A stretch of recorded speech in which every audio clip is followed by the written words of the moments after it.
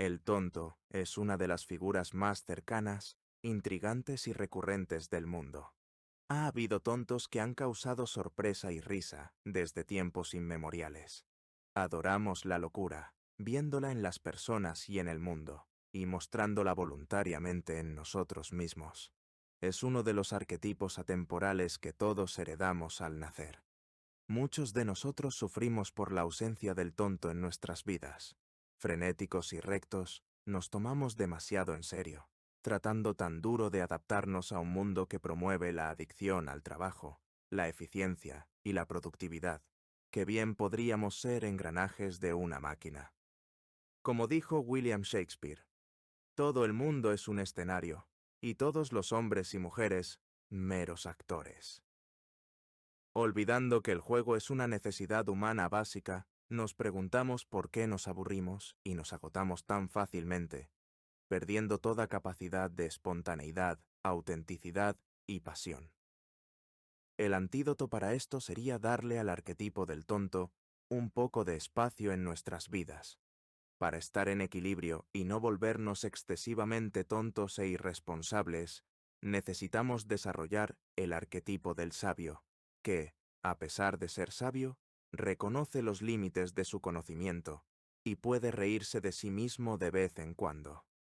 Los arquetipos no son parte de un sistema mecánico, sino piezas de la vida misma, imágenes que están integralmente conectadas al individuo vivo por el puente de las emociones.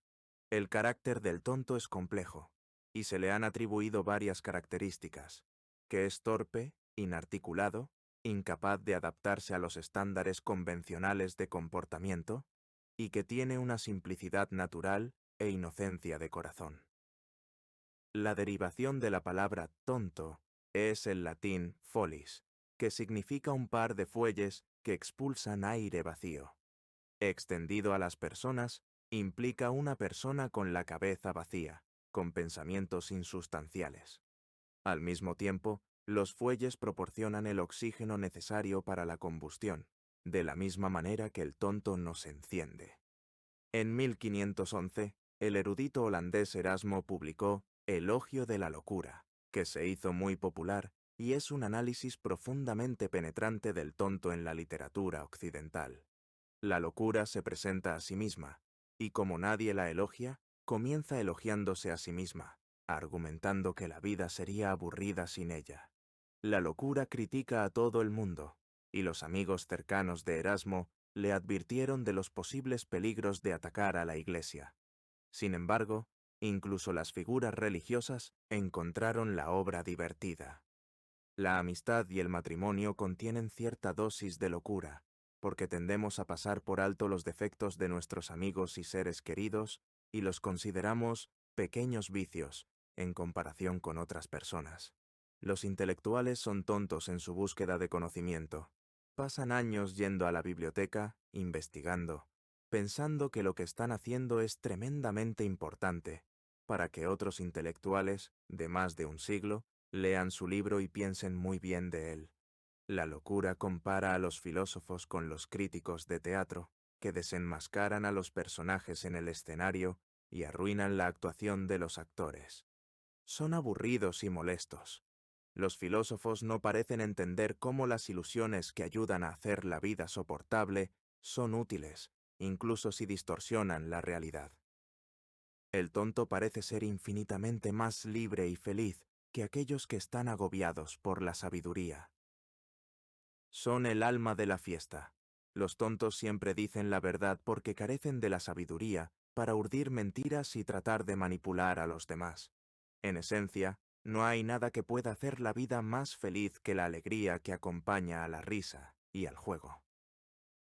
La locura no es meramente universal, sino necesaria, e incluso deseable para la humanidad.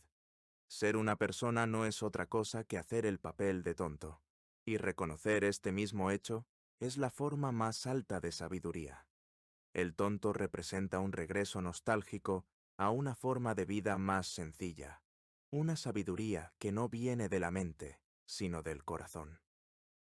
A veces, los sensatos y sencillos, en su pureza de corazón, pueden penetrar en verdades más profundas que aquellos cargados de erudición y convencionalismo.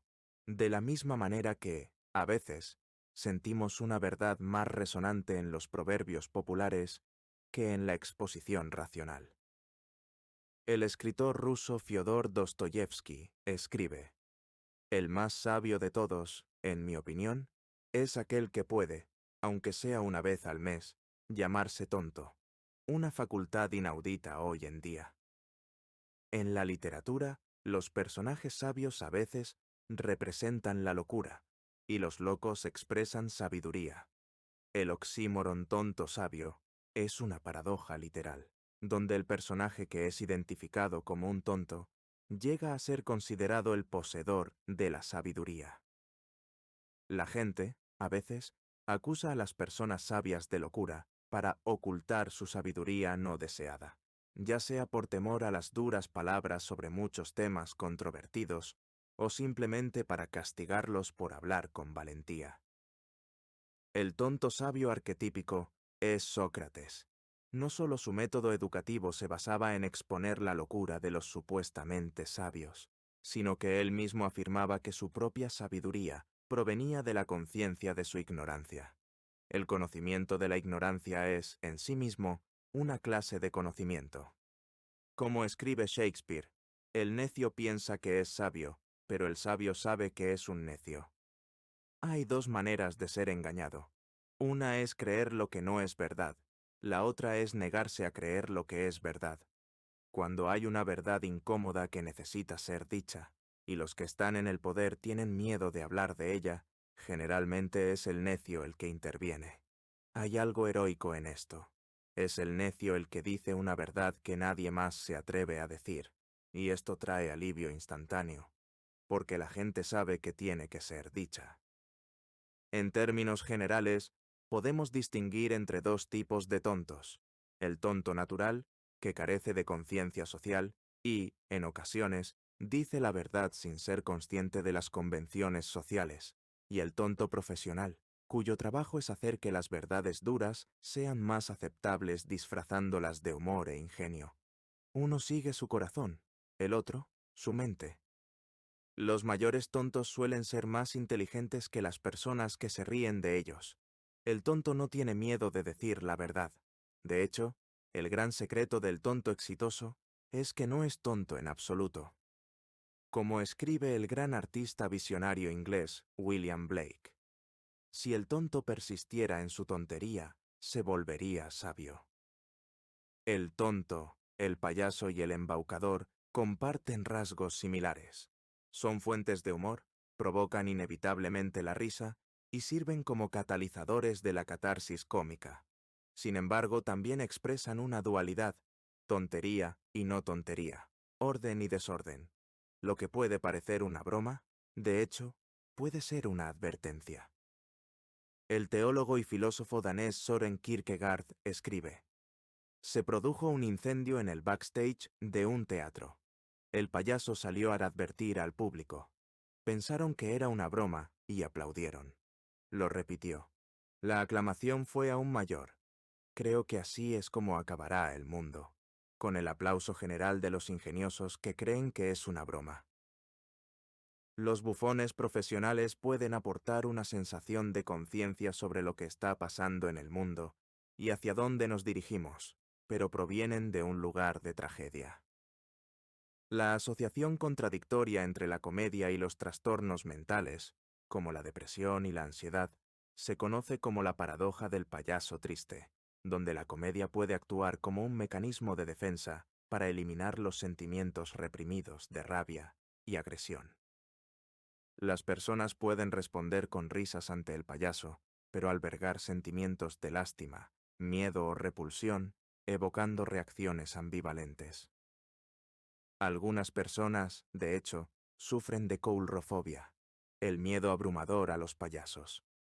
En la actualidad, los payasos son una fuente constante de horror en libros y películas. Quizás esto se deba a que el papel del payaso moderno es siempre el mismo: entretener a los demás siendo objeto de risas, y no siempre lo consigue. El payaso tiene que sacrificar su bienestar, teniendo que poner siempre la misma cara e interpretar el mismo personaje. Esta unilateralidad puede pasar factura mentalmente, y el payaso, poco a poco, se ve envuelto por su sombra, el lado oscuro de su personalidad. El arquetipo del payaso malvado está mejor representado en el Guasón, uno de los personajes villanos más reconocibles de la cultura popular. En el teatro medieval, los payasos no solo hacían reír a los espectadores, sino que, a veces, también los arrastraban con ellos a una boca del infierno, la entrada del infierno concebida como la boca abierta de un monstruo, que asustaba al público. Así, sus lados claros y oscuros estaban equilibrados. El tonto y el embaucador también tienen algunas diferencias psicológicas. En general, el tonto se presenta como una figura inocente o ingenua, que no haría daño ni a una mosca, mientras que el embaucador es intencionalmente engañoso y busca engañar a los demás y reírse de ellos. Al embaucador le encanta participar en lo que los alemanes llaman Schadenfreude, literalmente, alegría del daño, en el que uno obtiene placer al enterarse o presenciar las desgracias, los fracasos o la humillación de otra persona. Un embaucador puede consolar a los demás cuando fracasan y ocultar que, internamente, siente alegría. Cuando hay una oportunidad de gastarle una broma a otra persona, el embaucador aprovecha inmediatamente la oportunidad. El tonto, sin embargo, no está interesado en reírse de una persona, sino más bien en reírse con la persona, o reírse de sí mismo. Reírse de uno mismo ayuda a romper el hielo, porque no solo elimina la propia personalidad, sino también la máscara social del espectador, permitiendo un comportamiento genuino. Esta hazaña valiente nos coloca en un estado vulnerable, lo que permite a los demás abrirse y recibir un mensaje más profundamente. Mientras que al tonto le gusta entretener a los demás y suele ser el blanco de las bromas, el embaucador, por otro lado, busca principalmente entretenerse a sí mismo, incluso si es a costa de los demás. El tonto es capaz de tener sentido del humor incluso en situaciones difíciles, lo que irradia esperanza en los demás. En un ambiente tenso, la persona herida se arriesga a bromear, incluso si significa hacer el ridículo, no solo para tranquilizarse, sino también para aliviar a los demás. Cuando una persona actúa como un tonto a través de algún tipo de acción externa, es inmediatamente evidente para el público. Con el embaucador es más ambiguo. Se hace el tonto para que la gente caiga en su trampa. El embaucador engaña a otros que nunca esperan ser engañados. En la época medieval, el trabajo del bufón de la corte era entretener a la aristocracia de una amplia variedad de formas: música, narración de cuentos, sátira, comedia o malabarismos y acrobacias. Se creía que mantener a un bufón en el local alejaba el mal de ojo. Esta no es una superstición anticuada, representa una verdad psicológica de valor perdurable. Por lo general, colocar al bufón en la parte delantera es una excelente idea, donde podamos vigilarlo. Debemos hacer espacio para el factor renegado en nosotros mismos y admitirlo en nuestro patio interior, donde puede traernos ideas frescas y nueva energía. Sin las observaciones bruscas y el juego del bufón, nuestro paisaje interior podría convertirse en un páramo estéril. Durante la Edad Media, el clero inferior celebraba la fiesta de los locos el día de Año Nuevo. Para proteger a la sociedad de los inesperados levantamientos de impulsos destructivos latentes, se suspendieron temporalmente todas las convenciones. El orden natural de las cosas se puso patas arriba. Los rituales sagrados se parodiaron de manera obscena, las autoridades eclesiásticas fueron ridiculizadas y se permitió a todos los desvalidos dar rienda suelta a la represión de la hostilidad, la lujuria y la rebelión durante un año. Estas celebraciones blasfemas finalmente fueron llevadas a la clandestinidad por la Iglesia. El bufón también tenía un papel importante en la corte real, y el rey le daba permiso para decir la verdad. Tanto dentro como fuera, el bufón ocupaba un lugar peculiar en la corte, como la única persona capaz de ridiculizar a la misma persona a la que servía. Solo con humor, por supuesto. Cualquiera que se atreva a desafiar a los demás, o al status quo, es considerado un tonto por aquellos que tienen demasiado miedo de hablar y nunca arriesgarían su reputación por ser auténticos. Para dar a conocer sus privilegios especiales, el tonto imitaba la corona y el cetro del rey con un gorro y cascabeles, y una baratija o cetro de tonto. A la manera del muñeco de ventrílocuo, la cabeza en miniatura de la baratija podía decir cosas que el bufón tal vez no querría decir él mismo. Debido a su estrecha relación con el rey, los bufones estaban libres de castigo y se les permitía hablar sin miedo. Sin embargo, algunos de ellos fueron demasiado lejos y fueron decapitados.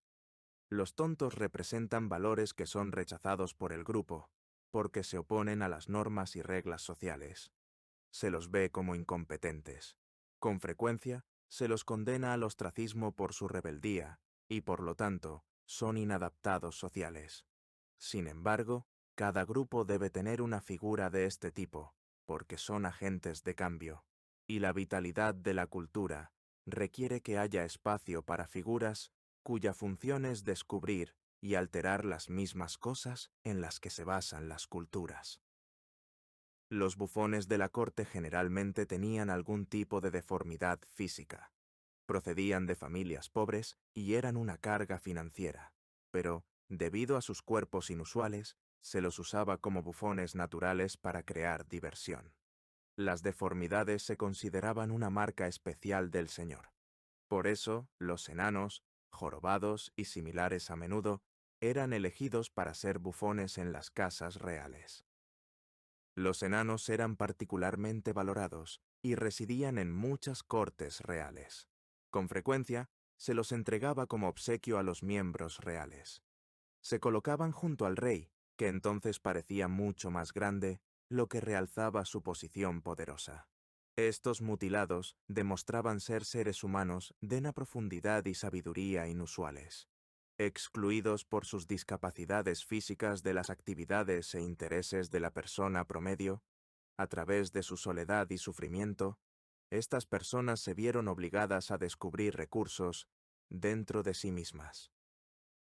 En la tragedia de Shakespeare, El Rey Lear, la relación del rey con el bufón es de amistad y dependencia. Cuando el rey se queda con sus caballeros, es una figura terriblemente solitaria y no deja de preguntar dónde está el bufón.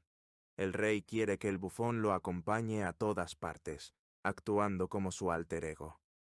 Se puede esperar que el bufón invierta las relaciones entre los dominantes y los subordinados, ya que se lo coloca en la posición paradójica de virtual proscripción combinada con una dependencia absoluta del apoyo del grupo social al que pertenece.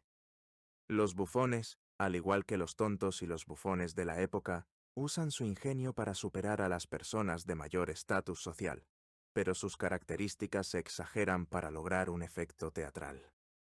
El mito de Parsifal, una antigua leyenda artúrica, describe el viaje que debe emprender un niño para convertirse en hombre. Se le conoce como Parsifal, joven tonto, y vive solo con su madre. Después de ver pasar a los caballeros junto a él, se maravilla y decide dejar a su madre para convertirse en caballero él mismo. Pasa por muchas pruebas que lo inician en la edad adulta. En la historia, el castillo del Grial está en serios problemas. El rey pescador, el rey del castillo, ha sido herido. Sus heridas son tan graves que no puede vivir, pero es incapaz de morir. Se vuelve infértil y su reino es estéril. Esto expresa cómo la herida psicológica se manifiesta en problemas en el mundo externo. Cada adolescente recibe su herida del rey pescador. Es la graduación de la conciencia ingenua a la autoconciencia. Es doloroso ver a un adolescente crecer y darse cuenta de que el mundo no es solo alegría y felicidad. Sin embargo, su primer contacto con una herida es lo que más tarde será la redención en la vida. Cada noche hay una ceremonia solemne en el castillo del Grial.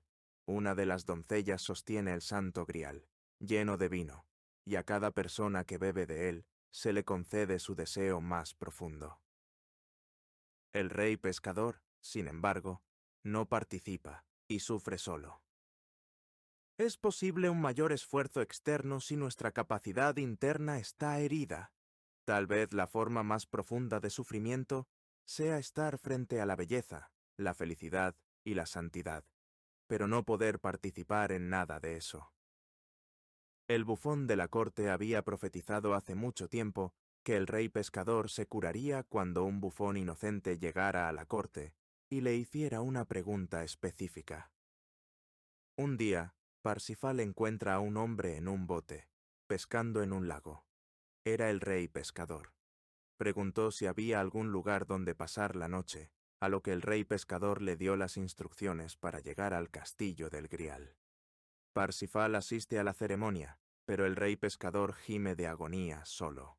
El joven bufón, que se negó a quitarse la prenda tejida a mano por su madre, recuerda su consejo de no hacer demasiadas preguntas, que simboliza un complejo de madre. Olvida lo que le enseñó la figura del padrino, que lo entrenó, y no habla con el rey pescador. Al día siguiente, abandona el castillo. Cuando se dio la vuelta, el castillo no estaba a la vista. Parsifal tardó 20 largos y dolorosos años en encontrar de nuevo el castillo del Grial. El mito original termina aquí. El castillo interior siempre está ahí, pero parece invisible a nuestros ojos, a menos que veamos el mundo con nuevos ojos. Muchas de las historias continuas dicen que, después de que Parsifal volvió a visitar el castillo del Grial, le preguntó al rey pescador, ¿a quién sirve el Grial? Inmediatamente fue curado, y la paz y la felicidad reinaron sobre la tierra. El Grial es el centro del significado de la vida humana, y el significado de la vida es servir al Grial o al yo superior. El analista junguiano Robert E. Johnson escribe: un hombre debe consentir en buscar su cura en una parte tonta, inocente y adolescente de sí mismo. El tonto interior es el único que puede tocar su herida del rey pescador.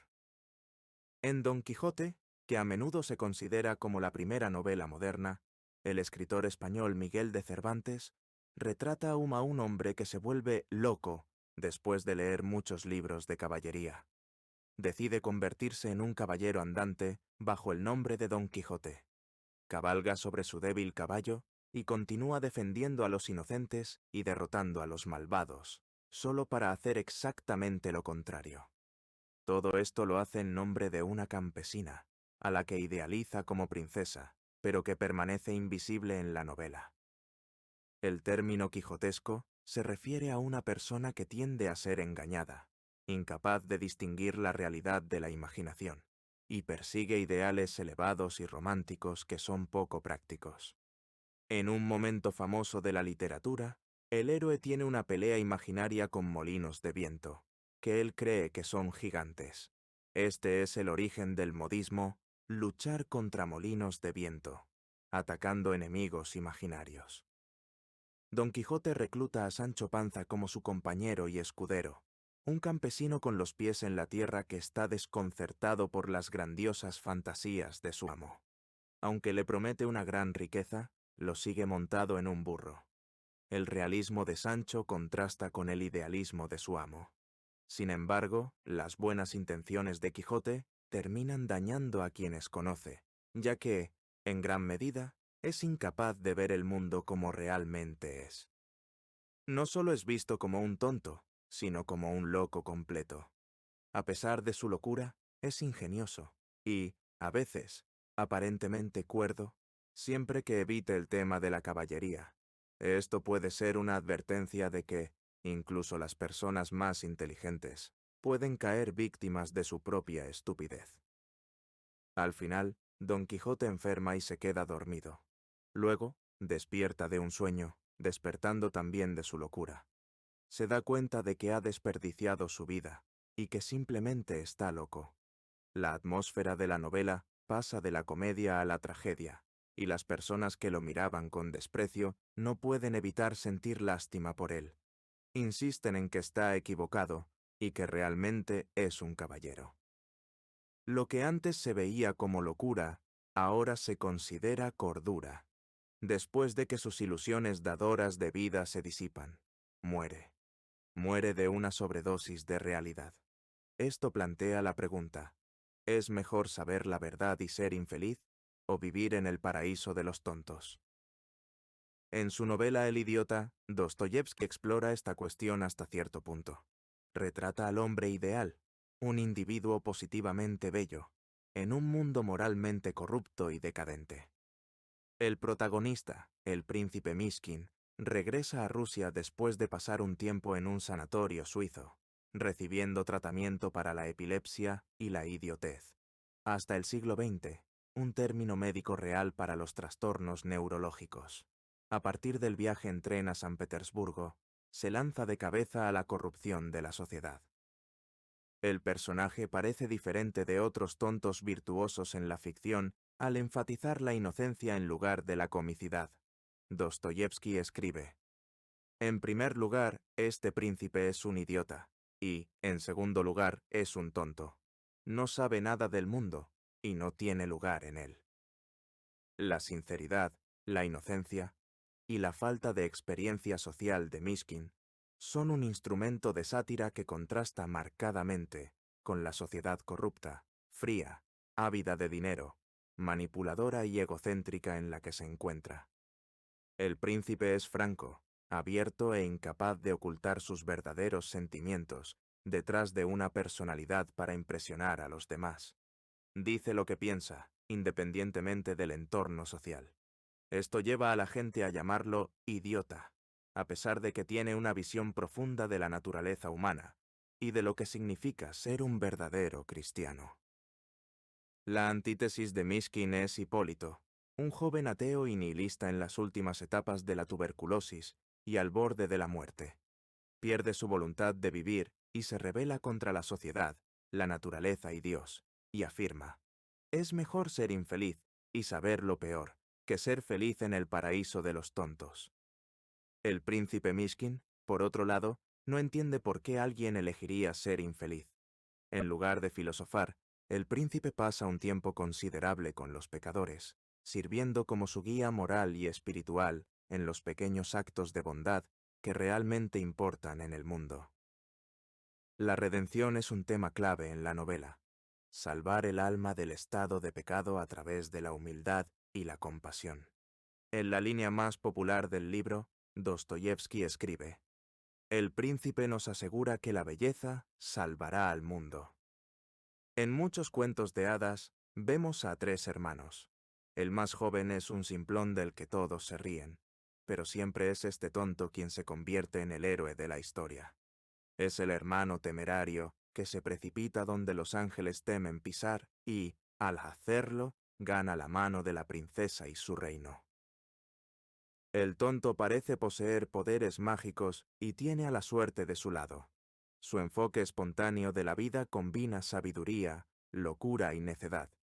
Cuando mezcla estos ingredientes en las proporciones adecuadas, los resultados son milagrosos. Pero cuando hay unilateralidad, todo puede acabar en un lío pegajoso.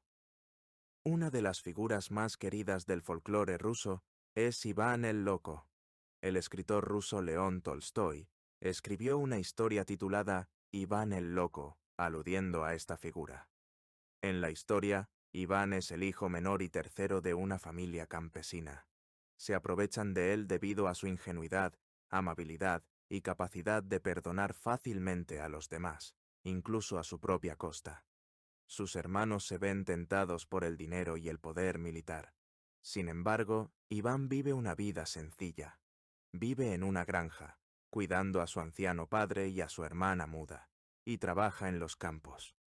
Cuando los dos hermanos se quedan sin dinero, insisten en obtener su parte de la riqueza de su padre. El padre se opone porque son Iván y su hermana quienes lo han ayudado. Iván, sin embargo, accede a las demandas de su hermano. El viejo diablo, al ver la generosidad de Iván y la falta de conflictos entre los hermanos, envía un pequeño diablo a cada hermano para iniciar una disputa. Los dos demonios logran tentar a los dos hermanos con la avaricia y el poder, y se meten en problemas. Iván, que es afectado por la enfermedad del diablo, solo trabaja más duro y supera todos los obstáculos. Los 3 pequeños demonios se unen para derrotar a Iván, pero todos fracasan. A medida que Iván encuentra a cada diablo uno por uno, le ruegan por su vida y le dicen que le concederán cualquier deseo si les perdona la vida. Y así, a Iván se le concede un deseo e inocentemente dice: Dios te bendiga, lo que los hace desaparecer. Puede hacer oro con hojas y soldados con paja, y decide dar las monedas de oro a los campesinos del pueblo y conjurar soldados para cantar y bailar.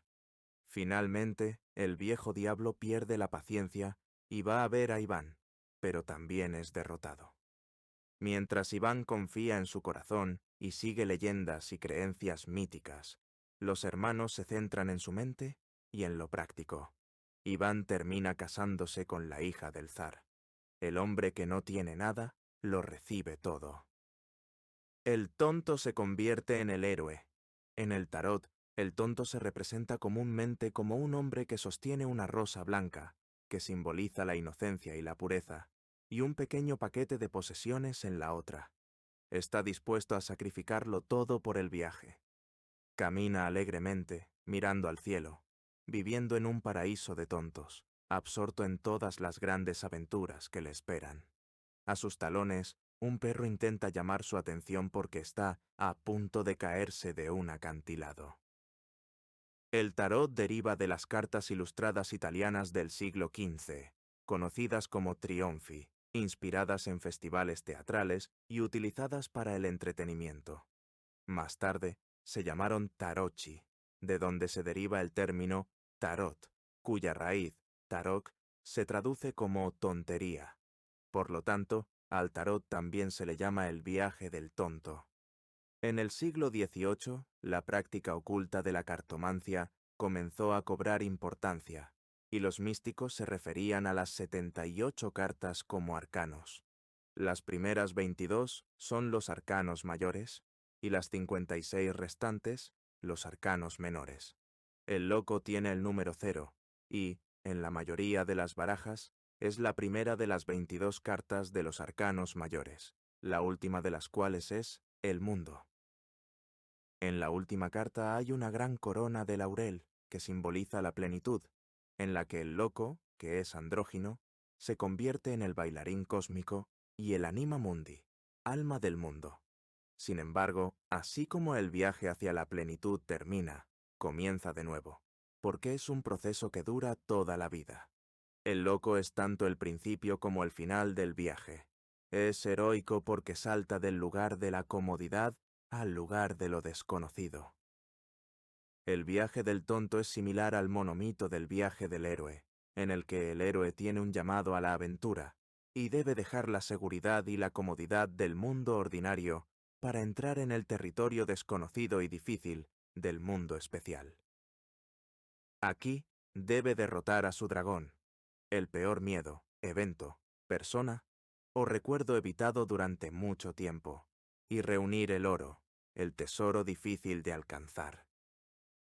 El viaje es una muerte y renacimiento psicológico y espiritual, en el que un antiguo aspecto de uno mismo muere, dando nacimiento a un yo nuevo y más capaz.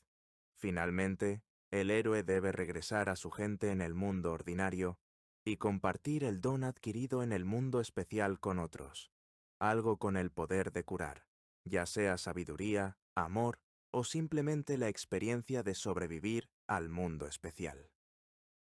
El tonto es un vagabundo, enérgico, ubicuo e inmortal. Es el más poderoso de todos los arcanos del tarot. El loco siempre está en un proceso de transformación y se considera la iniciación en el gran misterio de la vida.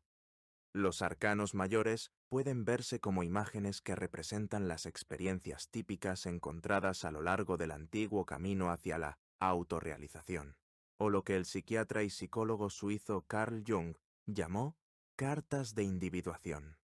Estas cartas pueden usarse para la amplificación, método junguiano que permite aclarar sueños, visiones, dibujos u otro material fantástico oscuro, subiendo el volumen de las imágenes a través del estudio comparativo de la mitología, la religión, la alquimia, los cuentos de hadas y el arte.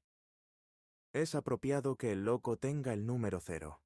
El poder del 0 es inherente a su forma circular, que está simbolizada por el infinito.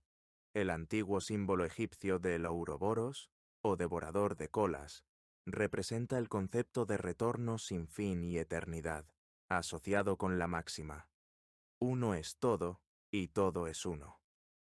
Es el pleroma, la plenitud del ser, donde el pasado, el presente y el futuro coexisten simultáneamente. Como han señalado muchos sabios, Dios es una esfera infinita, cuyo centro está en todas partes, la circunferencia en ninguna. Un círculo con un punto en su centro es el signo universal del Sol, fuente de todo calor, luz y poder.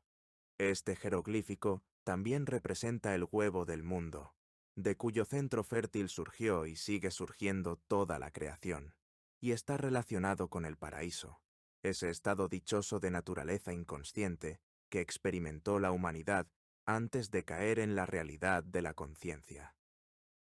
Es el útero primigenio, donde todos vivimos una vez fuera del espacio y del tiempo.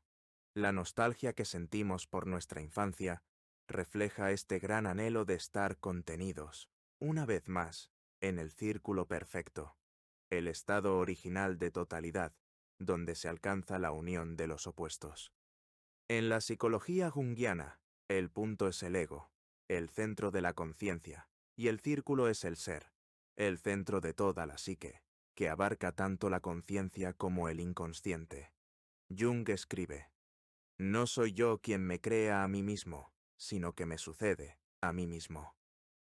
La imagen del loco, que sigue viva hoy en día en nuestras cartas de juego, disfrazado de Joker, ha pasado por muchas transformaciones simbólicas, alternando entre mendigo, loco y tonto. Se cree que el tarot Visconti Sforza, que data del siglo XV, es la carta más antigua que se conserva, aunque no ha sobrevivido ninguna baraja completa. Aquí, el loco se representa como un mendigo o un vagabundo que viste ropas andrajosas y medias sin zapatos, lleva un palo y tiene plumas en el pelo, lo que puede relacionarse con la noción del hombre salvaje. En el tarot Sola Busca, creado por un artista desconocido a finales del siglo XV, el loco lleva un tocado de plumas y toca la gaita, mientras que, en el Hofenterspiel alemán del siglo XV, el loco, Narr, también toca la gaita, pero está descalzo, lleva una túnica y cascabeles en la capucha, lo que recuerda al bufón de la corte. En el tarot Mantegna, del mismo siglo, el loco está representado como un anciano semidesnudo, apoyado en un bastón, con la palabra misero, mendigo, inscrita. En esta carta vemos a un animal tratando de llamar su atención. El loco está en tan estrecho contacto con su lado instintivo que no necesita mirar hacia dónde va en el sentido literal. Su naturaleza animal guía sus pasos. En una antigua carta del tarot francés, el loco aparece con los ojos vendados, lo que enfatiza aún más su capacidad de actuar mediante la intuición en lugar de la vista, utilizando la sabiduría intuitiva en lugar de la lógica convencional. En una antigua carta suiza, el loco tiene un traje completo de bufón y sostiene una varita. En barajas de cartas posteriores, como en el tarot de Marsella, popular durante los siglos XVII y XVIII, el loco lleva un sombrero de bufón, un paquete de pertenencias en un palo sobre su espalda, y es perseguido por un animal que le ha roto los pantalones o está siguiendo felizmente a una mariposa. Por último, tenemos la imagen popular del tonto que está a punto de caerse de un acantilado, utilizada en la baraja de Tarot Rider-Waite, publicada en 1909 por la Rider Company, ilustrada por Pamela Colman Smith y basada en las instrucciones del poeta y místico británico Arthur Edward Waite, ambos miembros de la Orden Hermética de la Aurora Dorada. Psicológicamente, el arquetipo del tonto es el precursor de la transformación, representando un nuevo comienzo. Nada comenzaría sin el tonto. Los inventores y genios casi siempre han sido vistos como no mejores que los tontos al principio de su carrera, y muy frecuentemente también al final de ella. Shoshin es un concepto budista zen que significa mente de principiante, que se opone a la estrechez de miras y a creerse un experto. En la mente del principiante hay muchas posibilidades, pero en la del experto hay pocas. Abrir nuestra mente puede llevarnos a cultivar el silencio, que proporciona el espacio necesario para la experiencia misteriosa de lo luminoso. Si no podemos escuchar lo que dice alguien que tenemos a nuestro lado, no vamos a escuchar la voz del silencio. El potencial de nuestros 5 sentidos es enorme, pero está limitado por nuestra falta de refinamiento. Jung escribe: "El alma exige tu locura, no tu sabiduría". Emprender un viaje de autodescubrimiento se considera tradicionalmente una tontería. Se supone que debemos seguir un camino lineal: educación, trabajo, matrimonio, etc. Cuando una persona se desvía de este camino, se la considera un tonto cuyas aventuras no darán lugar a nada más que pobreza y miseria. El primer paso suele ser el más difícil y el más importante. Como dice el proverbio chino, un viaje de 1000 millas comienza con un solo paso. El tonto piensa en todas las maravillosas aventuras que esperan por él y se preocupa menos por cometer errores. El que piensa con rapidez es enérgico y nos insta a vivir la vida al máximo, mientras que el que piensa demasiado es demasiado cauto y permanece estancado. Es el miedo a la incertidumbre lo que asusta a muchos de nosotros, hasta el punto de la parálisis. Para no sufrir por la anticipación, preferimos experimentar el fracaso y sacrificar el éxito. Este estado de rumia y sobrepensamiento crea ansiedad y uno sufre más en la imaginación que en la realidad. El fracaso, sin embargo, puede abrir nuevas puertas que uno nunca imaginó o esperó que se abrieran. Lo que consideramos abstractamente como un fracaso absoluto puede, de hecho, conducir a un éxito inimaginable. Como dicen los alquimistas, en la inmundicia se encontrará. Lo que más necesitas es que te encuentren donde menos deseas buscar. El tonto generalmente no tiene idea de en qué se está metiendo al comenzar un nuevo viaje y no ve todas las pruebas que tiene que superar, lo que puede haberle impedido emprender un viaje en primer lugar. El tonto vive el momento y ve la realidad tal como es. No le teme al cambio ni a explorar territorios desconocidos y nuevos, a pesar de que le hablen de sus peligros. No importa cuántas veces tropiece, el tonto sigue adelante. Ninguna gran persona nunca ha cometido un error. Al final, es el viaje lo que importa, no el final. No cesaremos de explorar, y el final de toda nuestra exploración será llegar a donde empezamos y conocer el lugar por primera vez. Si bien el tonto tiene muchos aspectos positivos, también puede ser tan terco que no se toma un momento para dar un paso atrás y reflexionar, para mirar hacia dónde se dirige, por lo que cae por un acantilado. El tonto se queda al borde. A veces, nuestra voz intuitiva interior de protección se vuelve crítica y se autoperpetúa. La voz que te dice: ten cuidado, harás el ridículo. Esa es una pregunta tonta. Todos se reirán de ti y te juzgarán. Suenas ridículo. Esta es la voz del conformismo. Y el lado oscuro del tonto es la voz que te hace volverte tonto y jugar a lo seguro. Contentarte con placeres superficiales y seguridad, y esforzarte por la aceptación de otras personas en detrimento de tus verdaderos deseos. Esto sucede cuando somos inconscientes del tonto dentro de nosotros, lo que conduce a los celos, el resentimiento, la vergüenza y otras neurosis. En su relación con el viaje hacia la individuación, el tonto demuestra tanto la iniciativa como la resistencia inherentes a su naturaleza. Está estrechamente vinculado al arquetipo de la eterna juventud, que todos poseemos después de crecer desde la infancia. Puede traer la energía, la belleza y la creatividad de la infancia a la vida adulta, o frustrar la autorrealización y condenarnos tanto a fantasías adolescentes y realistas como a experimentar la vida como una prisión. El tonto está estrechamente relacionado con el arquetipo del niño. Los niños tienen menos personalidad y siguen su instinto en lugar de lo que otros les dicen que hagan. El superyo freudiano. El niño ha entrado a medias en el mundo racional, y el loco ha escapado a medias de él, pues estos dos están, en cierta medida, liberados de la presión implacable de los acontecimientos diarios, del impacto incesante de los sentidos externos que agobian al resto de la humanidad. El tonto es alegre y optimista, y no se toma las cosas demasiado en serio.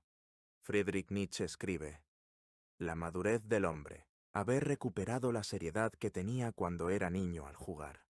La analista junguiana Marie-Louise von Franz equipara al tonto con la función inferior, el término de Jung para el aspecto más subdesarrollado de la psique, relacionado con las 4 funciones psicológicas básicas: pensar, sentir, sensación e intuición.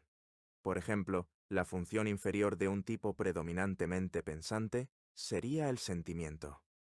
Sin embargo, el tonto concierne a algo más que la función inferior, ya que el tonto es una figura religiosa arquetípica. Von Franz escribe: implica una parte de la personalidad humana, o incluso de la humanidad, que quedó atrás y, por lo tanto, todavía tiene la totalidad original de la naturaleza. Simboliza una función específica, principalmente religiosa. Pero en la mitología, tan pronto como el tonto aparece como el cuarto en un grupo de 4 personas, tenemos cierto derecho a asumir que refleja el comportamiento general de una función inferior. El héroe tonto representa la parte despreciada de la personalidad, la parte ridícula e inadaptada, pero también es el puente hacia el inconsciente, y por lo tanto, tiene la clave secreta hacia la totalidad inconsciente de un individuo. El tonto conecta 2 mundos: el mundo cotidiano, donde vivimos la mayor parte del tiempo, y el mundo de la imaginación. Él es la puerta al gran tesoro, que trae una renovación de vida. Es la función inferior la que conduce a la curación de nuestra herida del rey pescador. El tonto santo es aquel que se expone al ridículo, el desprecio y el rechazo para seguir el camino de la verdad y el amor, sin importar lo que tengan que decir los detractores. Posee una integridad que se muestra en el coraje de ser él mismo en todas las circunstancias, sin necesidad de ser definido por las respuestas de los demás o volverse conformista por miedo. Es libre de juzgar a los demás por los valores que se usan habitualmente y está completamente presente para otro ser humano. Que nadie se engañe a sí mismo. Si alguno de ustedes parece ser sabio en este mundo, hágase loco, para que sea sabio.